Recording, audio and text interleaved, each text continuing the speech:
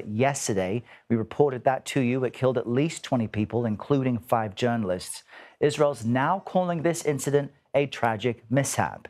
CBS News senior foreign correspondent Holly Williams is following developments for us from our London bureau and joins us now with more. Good morning, Holly. What are we learning about this strike and those killed?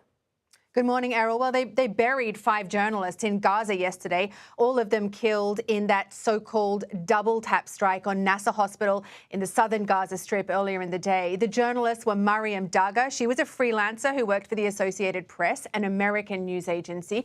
Moaz Abu Taha, another freelancer who sometimes filed for the Reuters news agency. Mohammed Salama, who worked for Al Jazeera. Ahmed Abu Aziz, who worked for several outlets. And Hossam Al-Masri, who worked for Reuters. Just to break down exactly what happened, a first Israeli strike hit Nasser Hospital in southern Gaza just after 10 a.m. local time yesterday. It's widely known, including outside of Gaza, that the building's rooftop is used by reporters to broadcast live.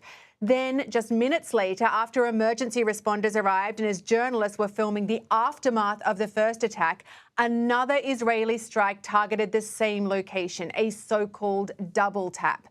As you know, Errol, international journalists have been barred from freely reporting in Gaza during the war. We've only been allowed in accompanied by Israel's military. But many local Palestinian journalists have risked their lives reporting for the international media, and nearly 200 have been killed. The office of Israel's Prime Minister Benjamin Netanyahu called the attack on the hospital yesterday a tragic mishap and promised a thorough investigation. And Holly, what more can you tell us about today's demonstration in Israel? Because they're not the first. They seem to have been ongoing. They have been ongoing, almost getting on for 2 years now, Errol.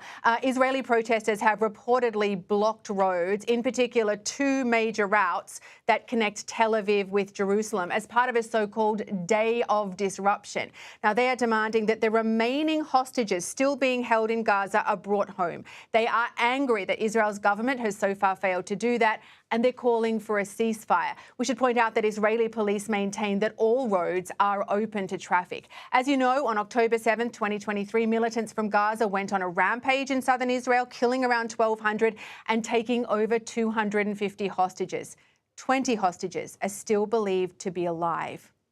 Remarkable footage of those demonstrations. Holly Williams with the latest from London. Holly, thanks.